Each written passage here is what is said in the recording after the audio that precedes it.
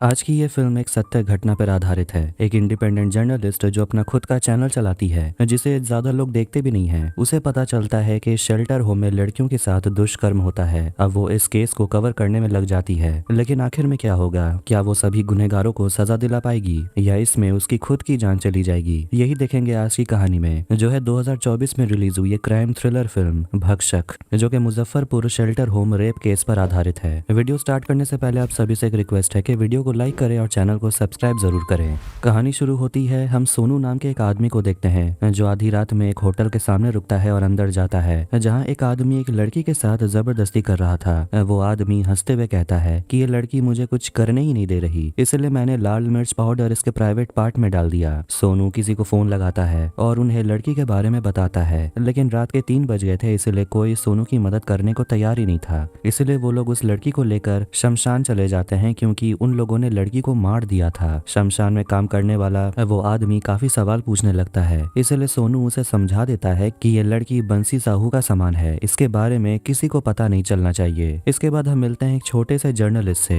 वैशाली, जिसे आधी रात में किसी का फोन आता है और उसे फ्लाईओवर के पास मिलने के लिए कहता है। जब वो उस आदमी गुप्ता जी से मिलती है, वो उसे एक फाइल देता है जिसमें एक ऑडिट रिपोर्ट था। मुनव्वरपुर में लड़कियों के शेल्टर होम से खबर आई है कि वहाँ के लड़कियों के साथ दुष्कर्म होता है, उनके साथ दुर्व्यवहार किया जाता है। लेकिन वैशाली डर के मारे फाइल उसे दे देती है और कहती है कि मैं कोई पुलिस नहीं हूँ। गुप्ता जी कहता है, अगर पुलिस कुछ एक्शन लेती तो मैं आपके पास क्यों आता? 2 महीना हो गया रिपोर्ट बाहर आए हुए, पुलिस प्रशासन कुछ कर ही नहीं रहा। गुप्ता जी इस फाइल के बदले वैशाली से 51,000 मांगते हैं, लेकिन इतने पैसे तो उसके पास भी नहीं है। लेकिन रिक्वेस्ट करने पर वैशाली फाइल ले लेती है और फाइल को पढ़ने लगती है। हम देखते हैं कि वैशाली अपना खुद का एक छोटा सा चैनल चलाती है, कोशिश न्यूज, जो कुछ खास नहीं चलता। उसका कैमरामैन है भास्कर सिन्हा, जो उसे याद दिलाता है कि पिछले बार भी चीफ मिनिस्टर के बारे में ऐसे ही खबर सुनने को मिली थी, लेकिन वो खबर झूठा निकला। फिर वो अपना न्यूज रिपोर्टिंग करती है और वैशाली अपने घर में अपने पति अरविंद के साथ रहती है, जो पोस्ट ऑफिस में काम करता है, और वो अपने पत्नी के छोटे चैनल को लेकर उसे ताना भी मारता है। लेकिन वैशाली बड़े चैनलों में काम नहीं करना चाहती थी, किसी के अंडर काम करके वो अपने बड़े मौके को गंवाना नहीं चाहती थी। अगले दिन वैशाली और भास्कर मुनव्वरपुर पहुंच जाते हैं और गर्ल्स शेल्टर होम की तरफ जा रहे थे। वो फोटो खींच रही थी, तभी वहां एक आदमी आ जाता है और उन दोनों को यहाँ से निकलने के लिए कहता है। वैशाली इसके बाद अरविंद की बहन के घर पहुंच जाती है, जो मुनव्वरपुर में ही रहते हैं, और वैशाली के नंदोई वैशाली के न्यूज चैनल को देख रहे थे, जिसमें भास्कर बेरोजगारी को लेकर एक न्यूज रिपोर्ट कर रहे थे। उसे देखकर वो आदमी बस हंसते ही जा रहा था। उसके बाद अरविंद की बहन और उसके पति वैशाली के शादीशुदा जिंदगी के बारे में उसे सवाल पूछने लगते हैं कि 6 साल हो गया, अब बच्चा कब होगा? वैशाली अपने काम का बहाना देती है, जिस पर अरविंद की बहन उसे और सुनाने लगती है। इसके बाद वो दोनों पहुंच जाते हैं चाइल्ड वेलफेयर कमेटी और मुनव्वरपुर के शेल्टर में हो रहे बच्चों के साथ जबरदस्ती के बारे में बताती है, लेकिन वो ऑफिसर कहते हैं कि यहाँ ऐसी कोई खबर हमें मिली ही नहीं है। वैशाली कहती है इस पर एक रिपोर्ट बना है, लेकिन आज तक इन्वेस्टिगेशन नहीं हुआ, लेकिन वो ऑफिसर बस इस बात को टालते ही रहता है, ये कहकर कि इन्वेस्टिगेशन होने के लिए बहुत सारा प्रोसेस से होकर गुजरना पड़ता है, तब जाकर ये फाइल मेरे पास आएगी और तब मैं कुछ कर पाऊंगा, फिलहाल नहीं। वो ये भी कहता है कि मैं भी 2 बेटियों का बाप हूँ। वो भी चुप नहीं बैठना चाहता, लेकिन फॉर्मेलिटीज तो फॉर्मेलिटीज होती है जिन्हें पूरा करना होगा। वैशाली के पति अरविंद को मुनव्वरपुर से बंसी साहू का फोन आता है। रात में जब वैशाली अपने घर आती है तो अरविंद उसे बात करता है कि आखिर तुम कौन सा रिपोर्टिंग कर रही हो? मुझे किसी बंसी का फोन आया था, सुना है वो बहुत शैतान आदमी है। वो चाहता है कि वैशाली ये रिपोर्टिंग ना करे, लेकिन वो अपने पति की बात नहीं सुनती। अगले दिन गुप्ता जी से पता चलता है कि बंसी साहू अपना 3 न्यूज़पेपर चलाता है, उसकी पहुंच काफी ऊपर तक है। वो एक शेल्टर होम भी चलाता है और कई एनजीओज भी। वैशाली घबराने लगती है, क्योंकि उसी आदमी का उसके पति को फोन आया था और जरूर उस आदमी को सरकार का समर्थन भी होगा और वो इतने बड़े आदमी के खिलाफ नहीं जा सकते।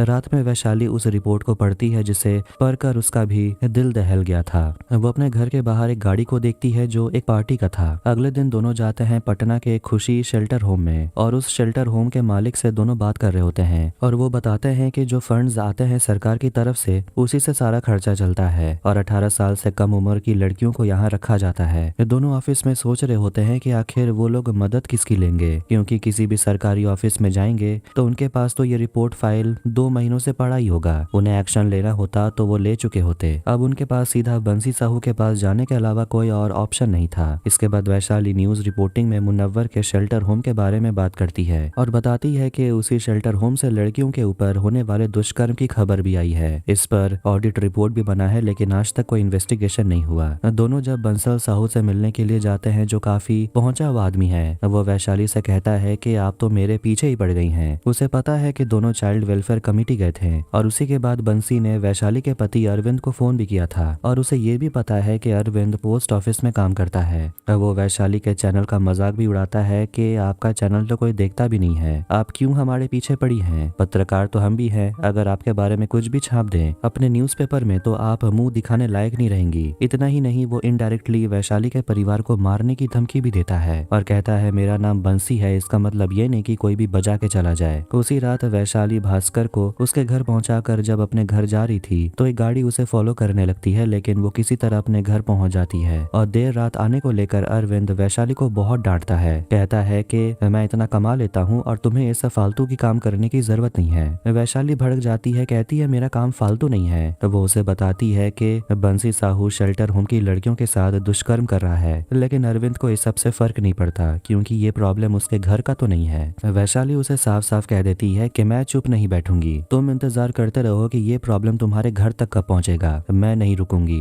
और तुम्हारा परिवार मेरे पीछे क्यों पड़ा हुआ है बच्चा पैदा करने के लिए? अगर तुम्हें यही चाहिए तो किसी और से पैदा करवा लो, मुझे छोड़ दो। वैशाली और भास्कर पहुंचते हैं समस्तीपुर के शेल्टर होम में, जहां मुनव्वरपुर वाले शेल्टर होम से किसी भी लड़की को यहाँ नहीं भेजा गया। वो आदमी कहता है आपको दरभंगा वाले शेल्टर होम में एक बार जाकर चेक कर लेना चाहिए। अगले दिन जब वो लोग सुबह सुबह दरभंगा पहुंचते हैं तो शेल्टर होम का मालिक वहाँ नहीं था और नौकर उन दोनों को वहाँ से जाने के लिए कहता है। भास्कर थक गया था और कहता है कि आप इस खबर को किसी बड़े न्यूज चैनल को दे दीजिए, कम से कम ये आवाज सरकार तक तो पहुंच जाएगी। फिर वो लोग पहुंचते हैं मधुबनी, जहाँ के शेल्टर होम में उन्हें सुधा नाम की लड़की मिलती है जो पहले मुनव्वरपुर शेल्टर होम में खाना बनाया करती थी और अब वो यहाँ खाना बनाती है। अकेले में बात करते वक्त दोनों सुधा से पूछते हैं कि सुना है कि मुनव्वरपुर के शेल्टर में लड़कियों के साथ गलत काम होता है, तुमने कुछ देखा है क्या? लेकिन सुधा डर के मारे कुछ बोल ही नहीं रही थी। जब वो लोग जाने लगते हैं तो सुधा याद करती है उन दिनों को जब मुनव्वरपुर के शेल्टर होम में वो रहती थी और वो दोनों से कहती है रुकने के लिए और पूछती है मेरा नाम बाहर तो नहीं आएगा।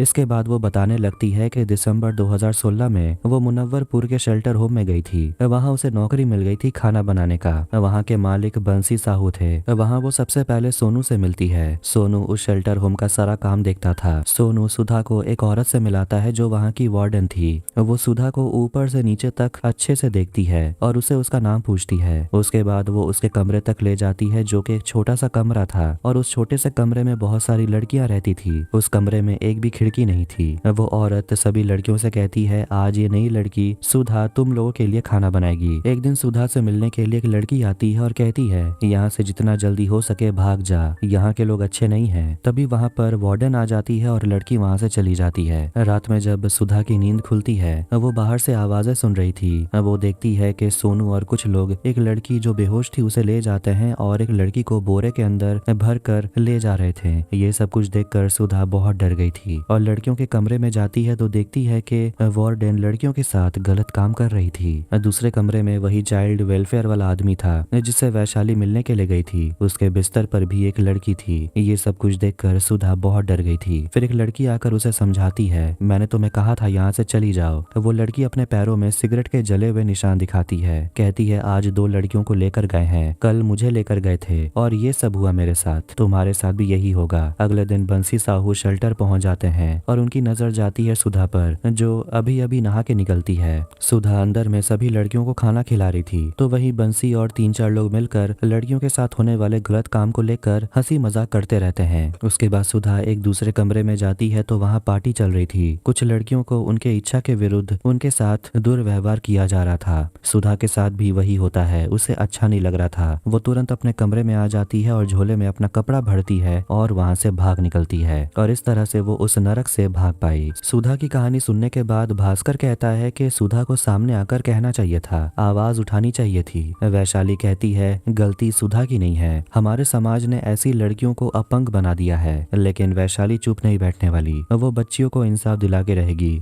अरविंद को उसकी बहन समझा रही होती है कि बंसी साहू अच्छा आदमी नहीं है, अपनी पत्नी को समझाओ। वो लोग वैशाली के बारे में बात कर ही रहे थे कि वहाँ वैशाली पहुँच जाती है और कहती है कि वो अब नहीं रुकेगी जब तक बंसी साहू फांसी में न लटक जाए। अरविंद के जीजा कहते कहते हैं कि अगर इतना ही इंसाफ का शौक है तो फिर कोर्ट जाइए, केस लड़िए। पर वैशाली उसे ही सुनाती है कि आप तो वकील हैं, क्या आप ये केस लड़ेंगे? जिस पर वो बस वैशाली का चेहरा ही देखते रह जाता है। फिर बंसी साहू को खबर मिलती है कि किसी ने पटना के हाई कोर्ट में PIL फाइल कर दिया है और जिसने भी ये PIL फाइल किया है वो चाहता है कि इस शेल्टर होम को अच्छे से इंस्पेक्ट किया जाए। बंसी काफी गुस्सा हो जाता है और सोचता है कि ऐसा कौन कर सकता है। वो लोग बात कर ही रहे होते हैं और उन्हें समझ आ जाता है कि वो रिपोर्टर वैशाली होगी। बंसी और उसके आदमी तुरंत पटना पहुंचते हैं और एक पार्टी के अध्यक्ष मिस्टर बृजमोहन सिंह से मिलते हैं, जो भी उन लड़कियों पर होने वाले अत्याचार में शामिल था। बंसी उसे कहता है कि अगर मैं डूबूंगा तो आपको भी साथ लेकर डूबूंगा।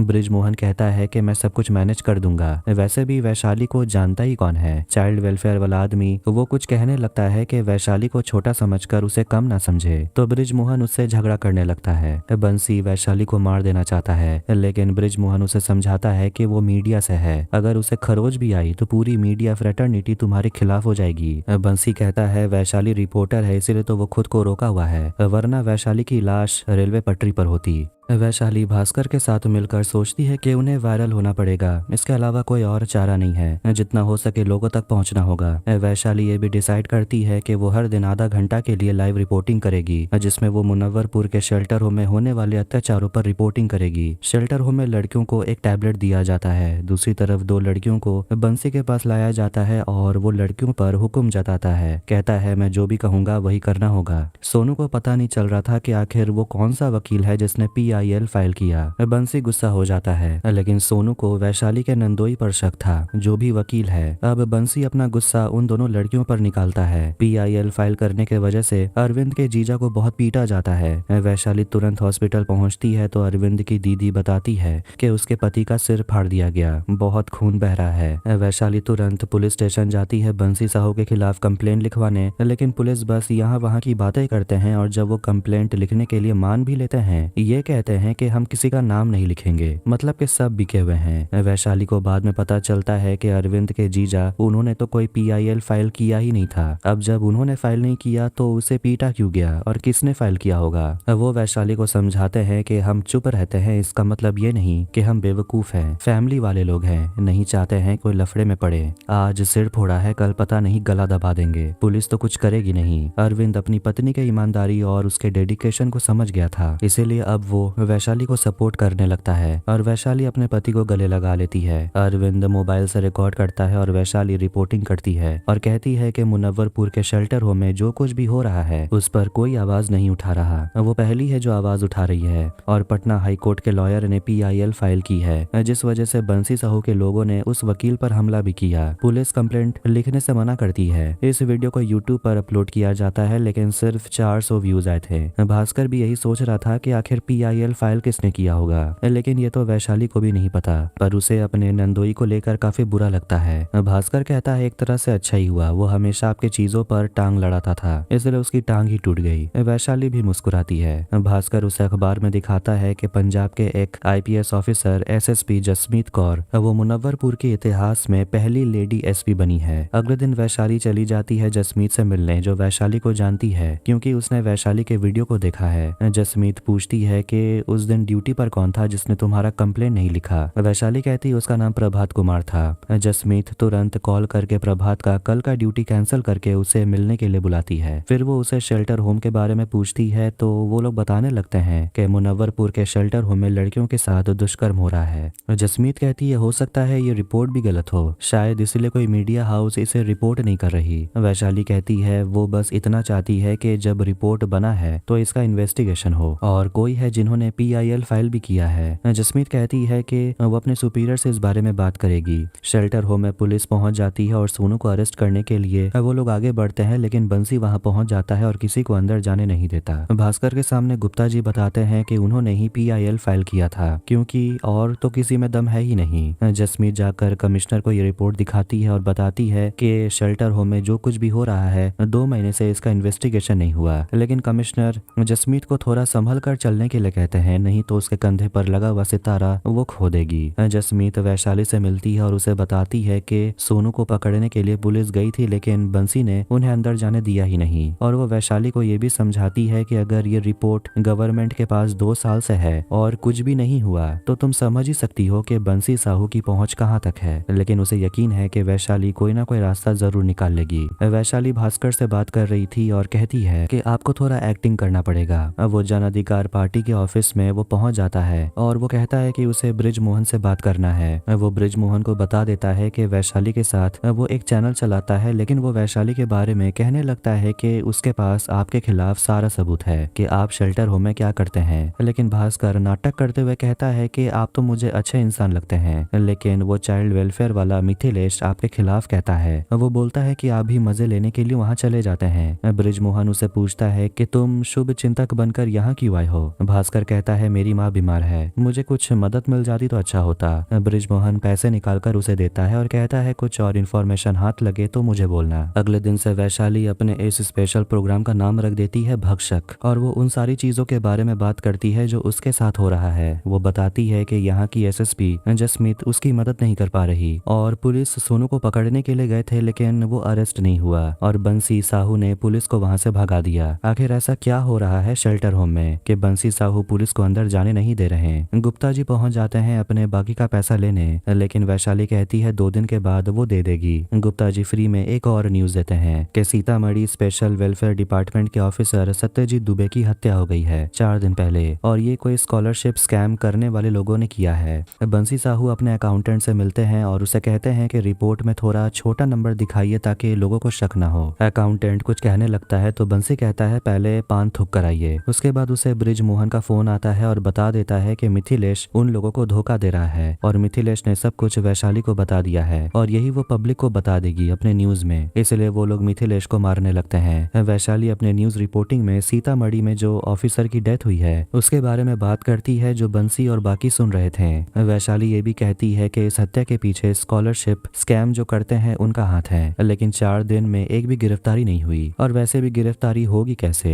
नहीं तो उनकी पोल जो खुल जाएगी। वैशाली ये भी कहती है कि मरे हुए ऑफिसर का नाम सत्यजीत दुबे है, वो एक ऑनेस्ट आदमी थे, शेल्टर में जो हो रहा है उसके बारे में वो जानते थे और गवर्नमेंट पर वो प्रेशर बना रहे थे। और वो खाली कागज दिखाकर कहती है कि इस कागज में मुनव्वरपुर के शेल्टर होम में जो हो रहा है उसका पूरा काला चिट्ठा है। ब्रिज मोहन को चीफ मिनिस्टर का कॉल आता है और उसकी पत्नी रजनी जो भी पार्टी की अध्यक्ष है वो चीफ मिनिस्टर से बात करती है और बात होने के बाद रजनी कहती है कि सीएम ने कंप्लेन फाइल करने के लिए कहा है। फिर फाइल हो जाने के बाद जसमीत वैशाली को कॉल करती है और कहती है कि एक बार ऊपर से ऑर्डर आ जाए तो हम लड़कियों को बाहर निकाल सकते हैं और उसके बाद जो करना है वो महिला पुलिस थाना और चाइल्ड वेलफेयर एसोसिएशन ही करेगा। लड़कियों की गवाही ली जाएगी और अगर कुछ भी गलत निकलता है तो फिर इन्वेस्टिगेशन शुरू होगा। वैशाली कहती है कि कौन सा चाइल्ड वेलफेयर, वही जहाँ पर मिथिलेश जैसा आदमी काम करता है। जसमीत कहती है हमारी यही सिस्टम है, ये ऐसे ही चलता है, एक हाथ से हमें ये पावर देता है दूसरे हाथ से पावर छीन लेता है। फिलहाल हमारे पास कोई प्रूफ नहीं है और कोर्ट को एविडेंस चाहिए होगा। बंसी मिथिलेश से कहता है कि अगर वो फंसा तो वो सबको लेकर फंसेगा। मिथिलेश उसे रिक्वेस्ट करता है कि उसकी 2 लड़कियां हैं इसलिए उसे छोड़ देने।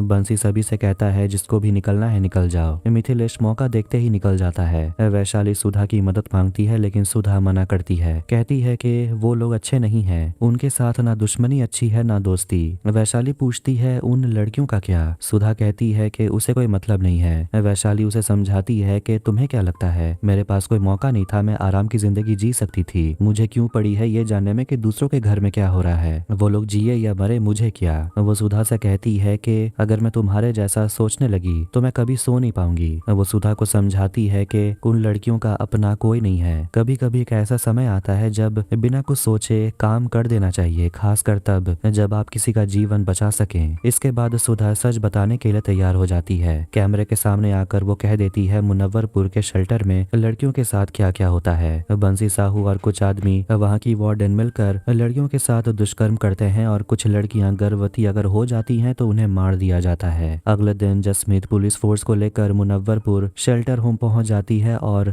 अंदर उस कमरे में चली जाती है जहाँ बिना कोई खिड़की वाला कमरा था जहाँ सभी लड़कियां रहती हैं। वो वार्डन को अरेस्ट कर लेती है और सभी लड़कियों को बाहर निकालती है। वैशाली भी वहाँ पहुंचकर रिपोर्टिंग करने लगती है बाकी रिपोर्टर्स के साथ। फिर आखिर आखिर में बंसी साहू, सोनू और बाकियों को भी अरेस्ट कर लिया जाता है। अब अगले दिन रिपोर्टिंग करते समय वैशाली कह रही होती है कि सब कुछ खत्म हो गया, पर इसका फायदा क्या हुआ? आज मुनव्वरपुर में हुआ है, कल कहीं और होगा। आप लोग अपनी सिंपैथी दिखाएंगे ट्विटर पर, फेसबुक पर, चाहे कुछ भी हो जाए, किसी को ज्यादा कुछ फर्क नहीं पड़ेगा। वो लोगों को जागने के लिए कहती है और उन्हें ये भी बताती है कि मुनव्वरपुर में जो कुछ भी हुआ, ये तो उन छोटी लड़कियों को भी समझ नहीं आ रहा होगा कि उनके साथ हो क्या रहा है। वो लोग अनाथ थे। वो लोगों से सवाल पूछती है कि आप खुद को इंसानों में गिनते हैं या खुद को भक्षक मान चुके हैं। और इसी के साथ 2024 में रिलीज हुई भक्षक यहीं खत्म होती है। वीडियो पसंद आया तो वीडियो को लाइक करें, चैनल को सब्सक्राइब करें। मिलते हैं नेक्स्ट वीडियो में। Take care.